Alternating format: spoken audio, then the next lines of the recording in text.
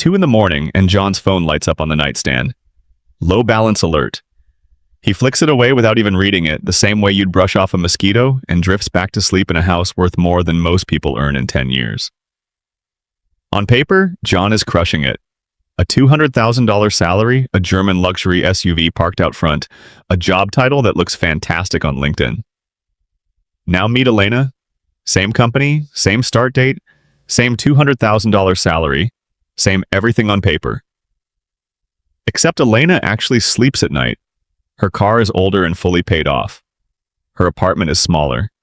And there's a quiet, steadily growing number sitting in her accounts.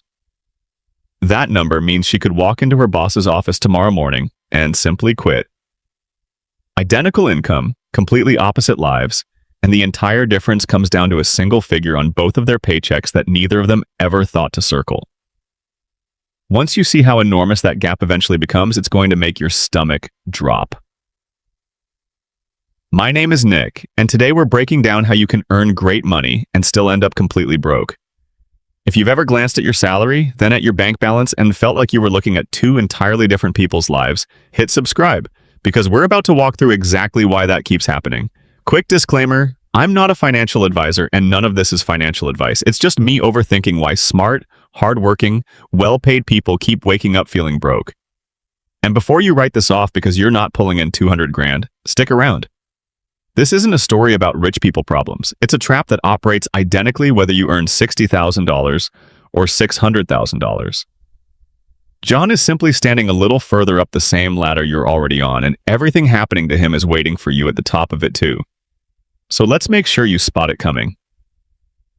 Here's the truth nobody says out loud. A large income and genuine wealth are two entirely different engines, and most people spend their whole lives treating them as the same thing. They chase the raise, they get the raise, and then they wait to finally feel rich.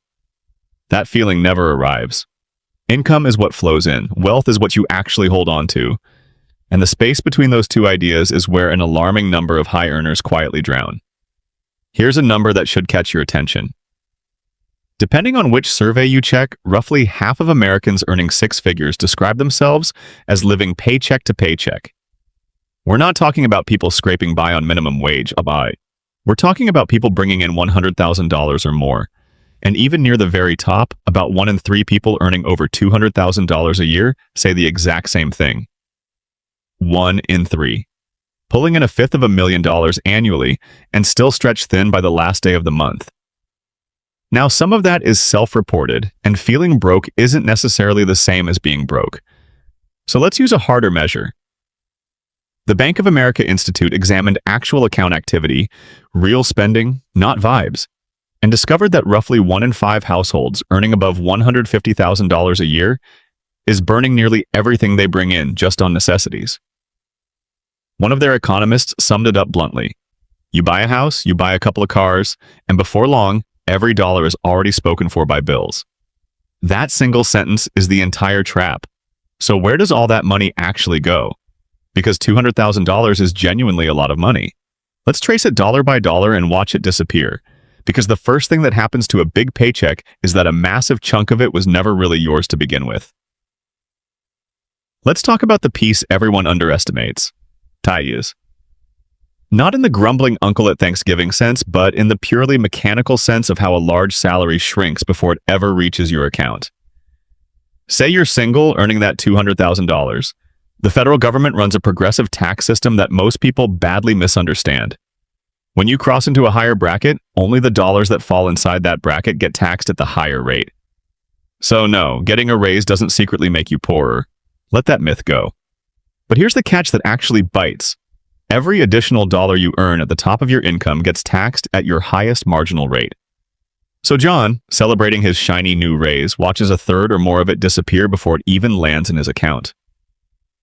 Then stack on payroll taxes, Social Security and Medicare, plus a little bonus Medicare surcharge once you cross $200,000, just for high earners as a treat.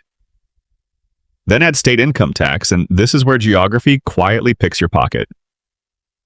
If John lives near the coast in a high-tax state, he's handing over another sizable chunk. If Elena had taken the identical job in a state with no income tax, she'd keep thousands more of that same exact salary every single year. Same offer letter, wildly different amount actually hitting her account. Add it all together, and a high earner in a high-tax state can watch 35 to 40% of a large salary vanish before he buys a single thing. So that $200,000 lifestyle is really being budgeted around something closer to $130,000. Now, here's where I have to be fair, because it would be easy to blame the government for all of this and move on. It isn't the whole story. So let me steelman the other side, the argument you're probably half thinking right now. Maybe John simply lacks discipline. He's making a fortune. Even after taxes, he's still clearing more than most families ever see in their lives. Plenty of people raise 3 kids on what he spends on parking alone. Nobody forced him to buy that luxury SUV. By this logic, the high-income poverty trap is just an overspending problem wearing a nicer suit. And the fix seems obvious. Spend less, genius. And there's real truth buried in that. Discipline absolutely matters, and we'll get to exactly how much. But here's why that's not the whole picture. The system John lives inside is practically engineered to convert every dollar of that raise into a fixed, recurring bill. And almost every single step in that process is completely reasonable, which is exactly what makes it so dangerous. Nobody makes one insane decision. They make 20 perfectly sensible ones. It starts with lifestyle creep, the most polite financial disaster in America. You get a raise, you feel great, and almost immediately, without ever consciously deciding to, you upgrade. A slightly nicer apartment, a slightly nicer car, you stop checking prices on the dinner menu. Delivery instead of cooking, because you've earned it, right? None of it feels reckless. Every single upgrade is individually justifiable. Your spending quietly rises to swallow your entire income, while your savings rate, the actual thing that builds wealth, never budges an inch. There's a beautiful, depressing piece of research here. People insist that more money would fix their problems, but ask them how long a $5,000 windfall would actually boost their happiness, and the answer averages out to about 6 months. 6 months. Then the new normal becomes just normal, and you need the next upgrade to feel that same spark again. Psychologists call this hedonic adaptation. I call it a treadmill that bills you monthly. You run and run, the scenery never changes, and somehow you're paying a subscription fee for the privilege. This is the exact fork in the road where John and Elena's paths diverge. Same raises, same timing. John let his lifestyle inflate to match everyone around him. Elena, what's up? And she's not more virtuous or a fundamentally better person, simply did one quietly radical thing. Every time her income rose, she banked most of the raise before her lifestyle even noticed it existed. She kept living like the version of herself from 2 raises ago. That's the entire trick, and it's worth more than any stock tip you'll ever hear. And here's what that trick actually buys her. She isn't just someone who says no to everything. Picture Elena a few years down the line. Her manager reorganizes the team under someone unbearable, the kind of boss who schedules meetings just to prepare for other meetings. John would have to grit his teeth and take it because he needs that next paycheck to clear, or the entire tower of autopays comes crashing down. Elena simply books a 2-week trip, comes back refreshed, and calmly starts interviewing somewhere better because the number sitting in her accounts means her job is a choice, not a hostage situation. That's what the boring spreadsheet is actually buying. Not restriction, but the power to walk away. The one thing John can't purchase at any salary. Now let me show you the ground John is actually standing on. A big salary in the wrong zip code is essentially a magic trick where the money disappears and nobody's even impressed. John lives in one of those coastal metro areas where a starter home carries a 7-figure price tag and a homeowners association with very strong opinions about your mailbox. In some of these cities, a household earning $250,000 still lands squarely in the statistical middle class. Read that again, $250,000 a year and it's middle class. The income is real. The life it actually purchases is a decent apartment and a manageable commute. Then come the fixed costs, and this is the part that turns a high income into an actual cage because John didn't just spend money. He committed to spending money on a recurring schedule for years into the future. There's the mortgage on the 7-figure house.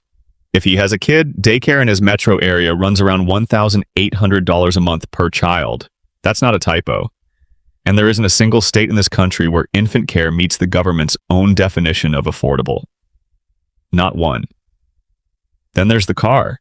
The average new car payment in America now sits around $750 a month, and more than 1 in 6 new buyers are signing up for payments north of $1,000 a month.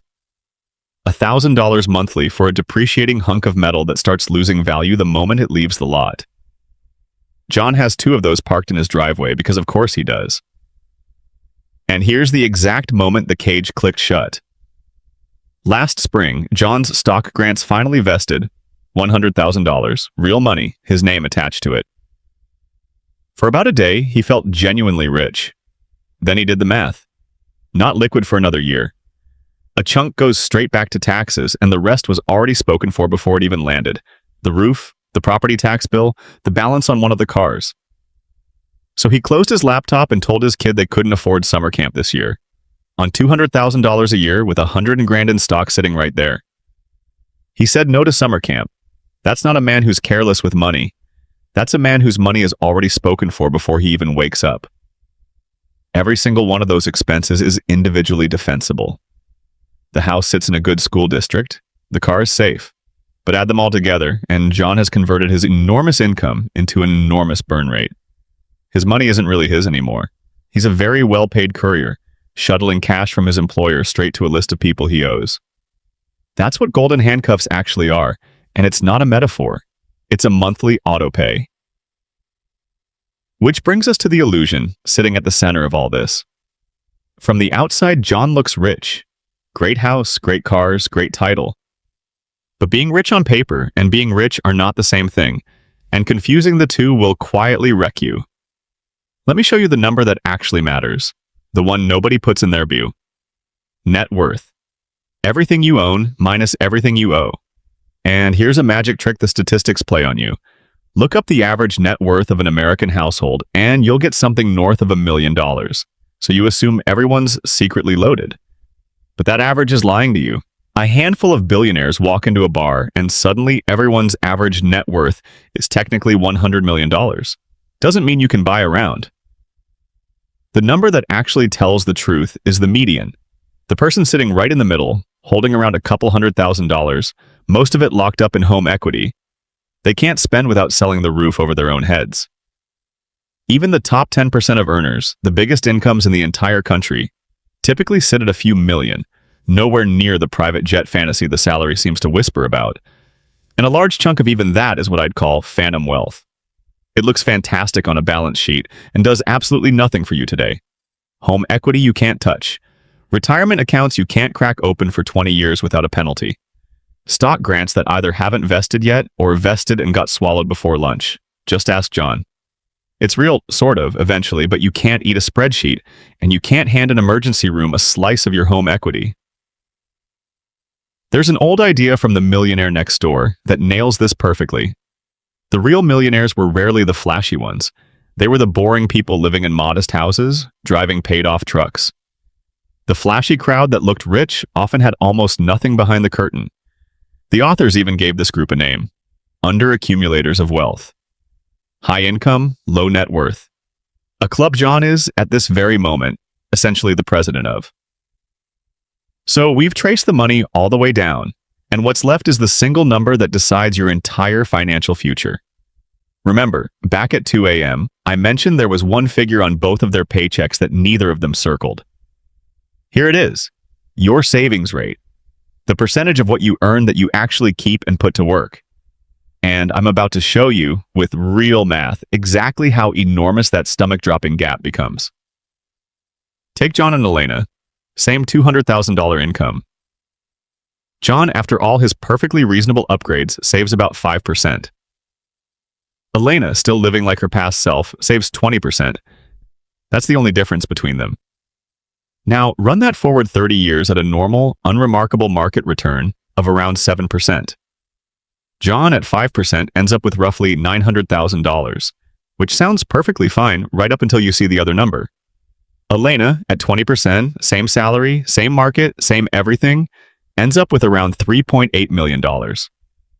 The gap between them is nearly $3 million. $3 million between two people who earned identical paychecks and lived through identical markets.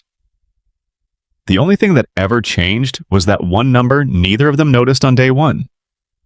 John didn't get unlucky. Elena didn't stumble into a secret bonus. She simply kept a bigger slice of the same pie and, compounding quietly, did the rest for decades while nobody was watching. And look, if you're running this math on your own life right now and feeling a little queasy, this is exactly what we work through together in our community. I'll drop the link below. It's full of people running these exact numbers against their own paychecks, comparing notes, and quietly climbing their way out of the John category 1 month at a time. No shame, no gurus posing next to rented Lamborghinis, just the math and people who genuinely want to fix it. Because here's what this trap actually feels like from the inside, and it has nothing to do with being poor. It feels like earning more than you ever thought you would and still doing mental math while standing in the grocery store. It feels like having a great job title, with everyone assuming you've got it all figured out because of where you live and what you drive, while privately wondering how you'd survive 2 months without a paycheck. That's the specific cruelty of this particular trap. You're not allowed to complain because on paper, you won. But paper doesn't pay rent.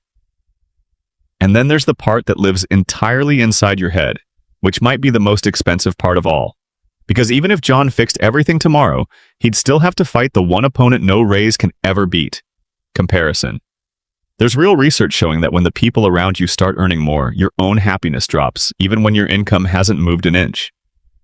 Your neighbor's new addition literally makes you feel poorer. And the trap inside the trap is that the finish line keeps sprinting away from you. Surveys keep asking Americans how much money it would take to feel wealthy, and the number keeps climbing, north of $4 million in the priciest cities. So John hits the level he once dreamed about and discovers his comparison group climbed right alongside him. The people he measures himself against now earn more too. Rich is always one rung higher up. It's a ladder with no top, and he's exhausted. And this is the part that reaches all the way back down to you, whatever you happen to earn, because your version of that ladder is missing the exact same top. The neighbor, the group chat, the guy with the boat, same trap, just smaller numbers.